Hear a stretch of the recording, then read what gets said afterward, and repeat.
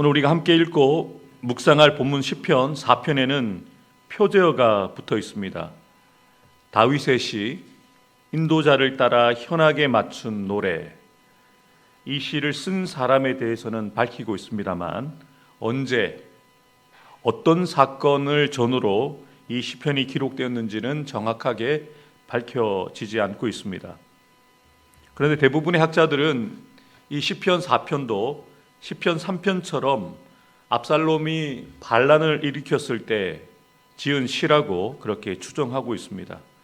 그래서 3편과 짝을 이루어서 시편 4편이 시편 3편은 아침의 시편이라면 시편 4편은 내가 평안히 눕고 자기도 하리리라는 이 말씀에 근거해서 저녁에 드리는 시편이라고 불리기도 합니다. 그리고 이 노래의 연주 방식으로 인도자를 따라 현악에 맞춘 노래라고 해서 찬양대의 지휘를 따라서 현악기의 연주에 맞춰서 이 시편을 백성들이 노래로 불렀다는 것이죠. 다윗의 기도는 이렇게 시작을 합니다. 내 의의 하나님이여 내가 부를 때에 응답하소서. 여러분들은 기도하실 때 하나님을 어떻게 호칭을 부르십니까? 살아계신 하나님, 사랑의 하나님, 긍휼의 하나님, 자비의 하나님. 우리가 하나님을 부를 때 각자가 부르는 호칭이 다릅니다. 그런데 다윗은 나의 하나님이라고 고백하면서 의의 하나님이라고 그렇게 고백을 합니다. 자신이 지금 억울한 상황 가운데 자신의 뜻밖의 상황에서 뜻하지 않는 고난을 당하고 있기 때문에 자신의 상황을 공의롭게 판단하시는 그 하나님을 부르고 있는 것이죠. 나의 의의 하나님. 다르게 표현하자면 자신의 의로움을 아시는 하나님. 나의 이 상황을 공평하게 판단해 주실 하나님을 부르고 있다는 것이죠. 학자들의 주장처럼 다윗이 압살롬의 반역을 피해서 도망을 다니던 중에 이 시를 기록했다면 참담한 그 힘든 그 고난 가운데 하나님과의 바른 관계를 또 하나님 앞에 의로움을 지키기 위해서 다윗이 마음부림을 치고 몸부림을 치면서 이렇게 시를 쓰고 있다는 것을 알 수가 있습니다. 이 의라는 단어는 하나님과의 바른 관계와 연결이 되어져 있습니다. 어떤 의로운 행위, 그 삶과도 연관이 되어 있지만 그보다 더 중요한 것은 하나님과의 관계이거든요. 그래서 지금 다윗은 나의 의의 하나님이라고 고백하면서 하나님과의 그 바른 관계를 기억해 주시도록 그렇게 주님께 호소하고 있는 것이죠. 여러분, 우리가 기억할 것은 하나님과의 바른 관계가 세워지지 않은 가운데서는 우리의 기도가 주님 앞에 들려질 수가 없습니다. 관계가 원만하고 사이가 좋아야 대화가 될 수가 있잖아요. 특별히 부탁하거나 또 소원을 아뢰을 때는 더더욱 그러겠죠. 이 이야기를 들어줄 만한 사람인지 그리고 이 이야기가 통하는 사람인지를 먼저 판단하시지 않겠습니까? 다윗은 그 하나님 앞에 나의 의로우신 하나님, 나의 의의 하나님, 나와 사이가 좋으신 하나님, 지금 뜻하지 않게 자신의 사랑하는 아들과 사이는 깨어져 있지만 하나님과의 관계는 깨어지지 않았습니다. 그래서 그 하나님 앞에 자신의 형편을 탄원하고 간구하고 기도하고 있는 것이죠. 1절에 보면 자신이 곤란 중에 있었다라고 고백합니다. 이 곤란이라는 단어로 한글 성경에는 기록되어져 있는데요. 문자적인 의미는 좁다라는 의미를 갖고 있습니다. 자신이 처해 있는 상황이 피할 틈이 없는, 도망갈 틈이 없는 좁은 상황 가운데 있다라고 고백하는 것이죠. 넓은 곳을 다닐 수가 없었을 것입니다. 좁은 길을 다녀야 됐고 좁은 곳에 숨었어야 되는데요. 그런 다윗이 고백하기를 자신이 그 좁은 곳에 피하고 숨었을 때에 나를 너그럽게 하셨다라고 고백합니다. 이 너그럽다는 표현도 한글 표현에는 조금 애매하게 표현되었습니다만 원문적인 문자적인 의미는 넓다라는 의미입니다. 상황은 좁은, 상황은 답답하지만 하나님은 자신을 넓게 하셨다는 거예요. 눈에 보이는 환경은 달라지지 않았지만 하나님께서 그에게 마음의 평안을 주시고 또 하나님을 바라보는 그에게 그 좁은 상황 가운데에서도 넓게 다닐 수 있는 그런 마음을 주셨다라고 고백하는 것이죠. 여러분, 이것이 믿음입니다. 상황을 당장 바꾸어 주시진 않습니다만 그런 좁은 상황 가운데에서도 넓음을 바라볼 수 있는 믿음의 눈을 하나님은 열게 하시는 거죠. 이 새벽을 깨우는 저와 여러분들에게도 이런 믿음의 눈이 열리기를 바랍니다. 상황은 여전히 좁습니다. 상황은 여전히 답답합니다. 그런데 하나님께서 나를 너그럽게 하신다. 하나님께서 나를 넓게 하신다. 하나님께서 나를 넓은 길로 가게 하신다라는 것을 믿음으로 바라볼 수 있는 저와 여러분들이 되기를 주님의 이름으로 축복합니다. 다윗은 내 의의 하나님이라고 고백하면서 자신의 의로움을 하나님과 사람들 앞에 자랑하는 것이 아닙니다. 자신이 의로움으로 설 수 있는 것은 하나님이 자신을 그렇게 붙들어 주시기 때문이죠. 그래서 무엇이라고 고백합니까? 내게 은혜를 베푸소서. 오늘도 저와 여러분들이 구해야 될 것이 있다면 하나님의 은혜입니다. 은혜 없이는 한순간도 살 수가 없는 거죠. 특별히 곤란 중에 좁고 비좁은 그런 고난 가운데서 다윗이 구하고 있는 것은 주님, 이 상황을 피할 수 있게 해주십시오. 이 상황을 바꿔달라고 기도하는 것이 아니라 하나님의 은혜를 구합니다. 은혜를 주옵소서. 나의 기도를 들으시사 하나님의 은혜로 채워주십시오라고 기도하고 있는 것이죠. 다른 기도 제목들 많으실 겁니다.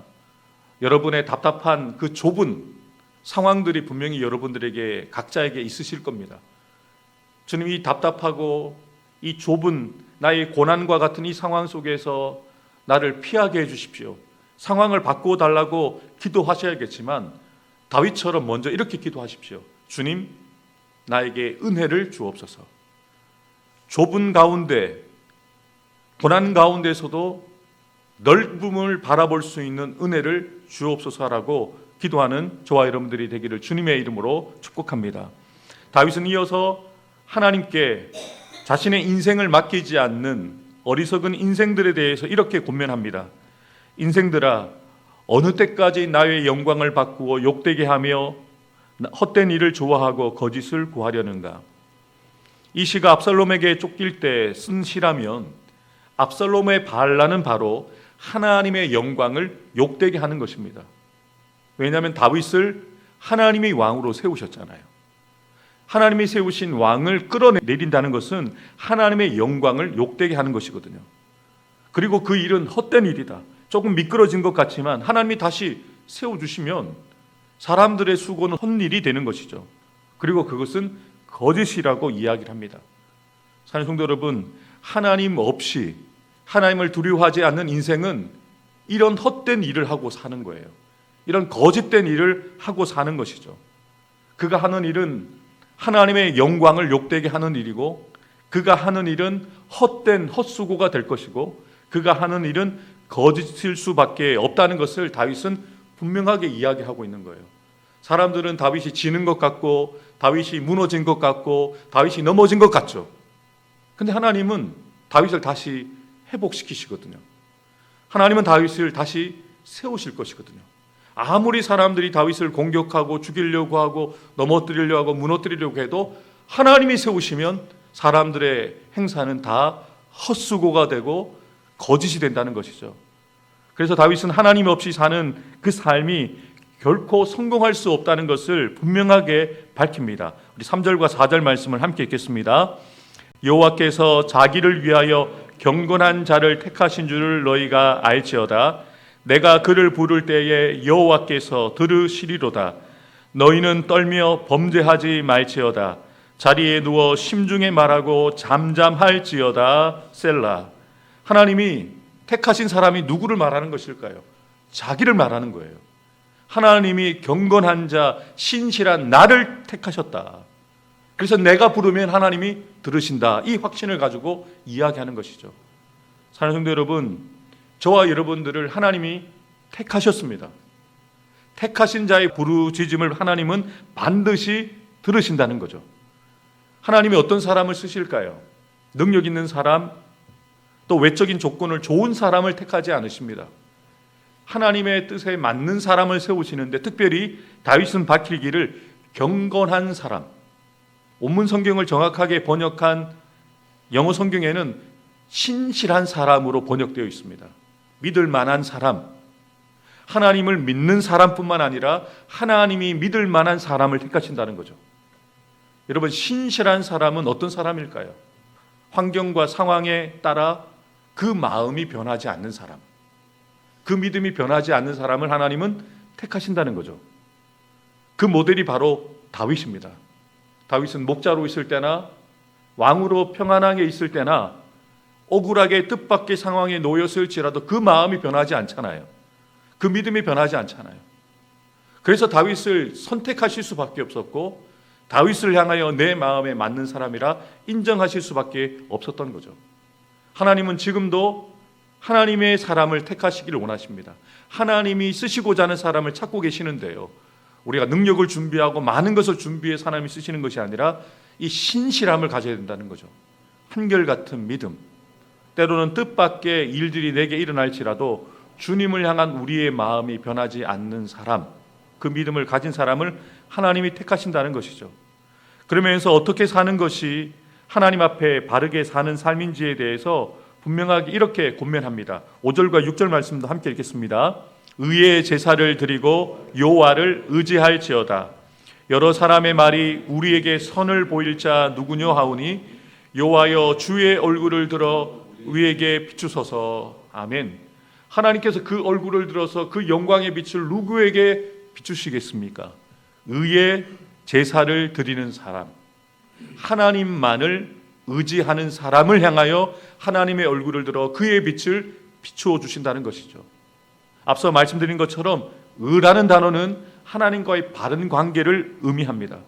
의의 제사를 드리라는 말은 하나님과 사이가 벌어져 있다면, 그 사이가 틀어져 있다면 그 사이를 회복하기 위해서 하나님 앞에 범죄한 것이 있다면, 잘못한 것들이 있다면 철저하게 회개하고 돌이켜서 하나님과의 관계를 바르게 회복하라는 겁니다. 그래서 하나님과의 바른 관계를 유지한 채 그 삶을 살아가라는 거죠. 하나님과의 바른 관계를 가지고 하나님과 사이 좋은 사람들은 어떻게 살겠습니까? 하나님이 기뻐하시는 일을 하겠죠. 하나님이 기뻐하시는 말을 하겠죠. 하나님이 기뻐하시는 행사를 계획 세우고 그 일을 이루어서 하나님을 기쁘시게 하기 때문에 하나님과의 관계가 더 좋아지겠죠. 하나님과 사이가 더 가까워지겠죠. 그래서 다윗은 그렇게 이야기하는 거예요. 자신이 그렇게 살고 있고, 그렇게 살고자 몸부림치고 마음은 부림칠 뿐만 아니라 자신의 이 시편을 듣고 나누게 되어질 백성들에게, 오늘 살아가는 저와 여러분들이 그 얘기를 하는 거예요. 하나님과의 바른 관계를 세워가면서 오늘 살아가라. 하나님이 기뻐하시는 삶을 살아가라. 하나님과 사이 좋은 관계를 계속적으로 유지하기 위해서 힘써 살아가되, 너를 의지하지 말고 세상의 것을 의지하지 말고 여호와 하나님만을 의지하라, 이렇게 우리에게 권면하고 있는 것이죠. 마지막으로 우리 7절과 8절 말씀을 함께 읽겠습니다. 주께서 내 마음에 두신 기쁨은 그들의 곡식과 새 포도주보다 할 때보다 더하니이다. 내가 평안히 눕고 자기도 하리니 나를 안전하게 살게 하시는 이는 오직 여호와이시니이다. 아멘. 이스라엘 백성들에게 가장 큰 축제가 있다면 추수감사절입니다. 곡식을 많이 거두어서 기뻐하는 날이 아니라 하나님께서 우리에게 은혜를 주시고 복을 주셨기 때문에 이런 풍성한 결실을 하게 되었다라고 감사하는 날이 바로 추수감사절이었거든요. 근데 다윗은 무엇이라고 고백합니까? 추수감사절에 얻게 되어지는 그 기쁨보다, 곡식이 풍성할 때보다 하나님이 내 마음에 채워주신 기쁨이 더 크다라고 고백합니다. 조건적인 감사가 아니죠. 하나님으로 인하여 누리게 되어지는 기쁨이 더 크다라고 이야기를 합니다. 다윗은 지금 기뻐할 수 있는 상황이 아닙니다. 자신의 뜻밖의 상황에 놓여 있습니다. 그런데 지금 다윗의 마음은 어떻습니까? 다윗의 마음은 주님의 뜻 안에 있습니다. 주님의 뜻 안에 있기에 하나님이 다윗에게 기쁨으로 채워주신다는 거예요. 영어 성경을 보니까 필이라는 단어를 씁니다. 채워주셨다는 거예요. 하나님의 기쁨을 잠깐 주신 게 아니라 다윗의 마음에 풍성하게 채워주셨다는 거예요. 그래서 자신 안에 하나님이 채워주신 그 풍성한 기쁨이 곡식과 포도주가 풍성할 때보다 더 크다라고 간증하고 있는 것이죠. 그리고 무엇이라고 고백합니까? 자신이 평안하게 잠을 잘 수 없는 정말 불면증에 매일매일 시달릴 수밖에 없는 상황에 있는 다윗이지만 그는 평안히 눕고 잔다라고 고백합니다. 수면제를 먹지 않고도 편안하게 누워서 잠을 잘 수 있는 이유를 분명하게 이야기하잖아요. 나를 안전하게 살게 하시는 일은 내 곁을 지키는 군사들도 아니고 내가 가지고 있는 그 어떤 경험도 아니고 능력도 아니고 하나님이 나와 함께 해 주시기에 내가 오늘도 평안하고 편안하게 삶을 살아갈 수 있다라고 고백하는 것이죠. 부디 바라고 소망하는 것은 다윗의 이 고백이 저와 여러분의 고백이 되었으면 좋겠습니다. 상황과 환경은 시시각각으로 바뀝니다. 좋을 때도 있고 좋지 않을 때도 있어요. 가질 때도 있고 잃어버릴 때도 있습니다. 건강할 때도 있고 건강을 잃어버릴 때도 있습니다. 그런데 변하지 않는 한 가지 사실이 있잖아요. 하나님의 우리를 향한 사랑은 변함이 없습니다. 우리와 함께 하시는 하나님은 어제나 오늘이나 내일이나 변함이 없으십니다. 그 하나님이 우리와 함께 하신다면 우리는 언제나 평안할 수 있고 편안하게 삶을 살아갈 수 있다는 것이죠. 이 고백이 그냥 좋은 말씀, 그냥 입술로 암송하는 말씀으로 그치지 않고 이 말씀이 여러분의 삶의 결론이 되어지고 오늘 하루 여러분이 정답으로 써내려가시는 말씀이 되기를 주님의 이름으로 축복합니다. 그래서 오늘 이렇게 기도하십시오. 주님, 다윗에게 그러하셨던 것처럼 나도 안전하게 살게 하시는 주님, 오늘 하루 이번 한 주 평생토록 주님 안에서 주님이 주시는 그 평안과 편안함으로 채워주옵소서. 나의 사랑하는 가족들과 성도들에게도 세상이 알 수 없고 세상이 줄 수 없는 주님의 살림을 더하여 주시고 육체의 강건함을 더하여 주셔서 주님 안에서 평안하고 편안한 우리 가족들, 우리 가정, 우리 성도들, 우리 교회 되게 해달라고 기도하는 저와 여러분들 되기를 주님의 이름으로 축복합니다. 기도하겠습니다.